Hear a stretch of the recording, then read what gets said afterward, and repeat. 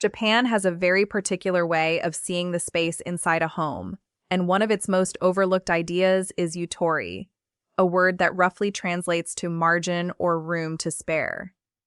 It doesn't just apply to physical space, it applies to time, to schedules, and to the mind itself. But inside a home, Yutori means something very specific, never filling a space completely, always leaving a little breathing room.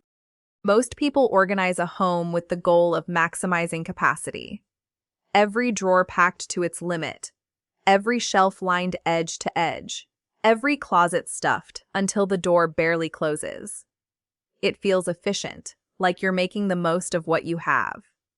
But Yutori argues the opposite. A drawer filled to 80% is far more usable than one filled to the brim, because there's room to see what's inside, room to put something back without a struggle, room to breathe. The same applies to an entire room. A living room with every wall covered and every surface occupied feels heavier than one where a wall is left bare, or a corner is intentionally left open. That emptiness isn't wasted, it's what gives the rest of the room somewhere to rest visually. Practicing Yutori means resisting the urge to fill every gap the moment you notice it. When you organize a shelf, leave space at the end instead of squeezing one more item in. When you plan a room, leave one area open instead of finding a purpose for every corner. In a small space, this feels counterintuitive, since every inch seems too valuable to leave empty. But it's precisely in small spaces where a little margin makes the biggest difference in how calm and open the room actually feels. Mitate is the art of looking at something you already own and seeing a completely different use for it, rather than buying something new designed for that exact purpose. The word literally means to see anew, and it comes from an old tradition in Japanese tea ceremony, where ordinary farm tools were repurposed as elegant vessels for serving tea. Applied to a modern home, Mitate becomes a powerful organizing tool, because most clutter doesn't come from not having enough storage. It comes from constantly buying single-purpose objects, a specific organizer for cables, a specific tray for jewelry, a specific rack for spices. Each one seems small and reasonable on its own, but together they multiply the number of objects competing for space. Mitate asks a different question before you buy anything new. Is there already something in this house that could serve this purpose? A shallow bowl you never use for food might be perfect for holding keys by the door. An old mug with a chip might work better as a pen holder than any desk organizer you'd buy. A wooden crate meant for something else might become the exact shelf you were about to purchase. This habit does two things at once.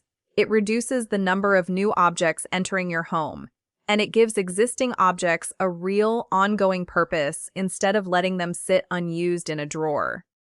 In small spaces, where every new purchase competes directly for limited room, Mitate becomes less of a creative exercise and more of a practical necessity, turning what you already own into exactly what you need. Sumikomi refers to the practice of building storage and furniture directly into the architecture of a home, rather than adding separate pieces that sit on top of the floor. A shelf built into the depth of a wall instead of a bookcase standing in front of it. A bench with drawers built underneath a window instead of a freestanding chest. A closet designed into an awkward corner instead of leaving that corner wasted. The reasoning behind Sumikomi is simple. Freestanding furniture takes up floor space twice, once for the object itself, and once for the clearance needed to walk around it or open its doors. Built-in furniture eliminates that second cost entirely, because it becomes part of the wall itself, occupying no more floor space than the wall already did. You don't need to renovate your entire home to apply this idea. Look at the spaces that already exist but go unused. The gap beside a door frame, the empty wall above a bed, the awkward nook under a staircase. These are the places where a custom shelf or a slim built-in unit can hold an enormous amount without ever feeling like it's taking up room, because visually, It reads as part of the structure rather than as an added object. Even simple additions work here. A shelf that spans the width of a hallway wall, a cushioned seat built over a radiator with storage inside. The principle stays the same. Whenever furniture can disappear into the architecture instead of competing with it for attention, a small space immediately feels calmer and more spacious. Furoshiki is a traditional Japanese wrapping cloth, historically used to carry everything from clothing to food to gifts, simply by folding and knotting the fabric in different ways depending on what needed to be carried. What makes Furoshiki interesting today isn't the cloth itself, it's the mindset behind it. One flexible object replacing dozens of specific containers. Most homes are filled with single-purpose containers.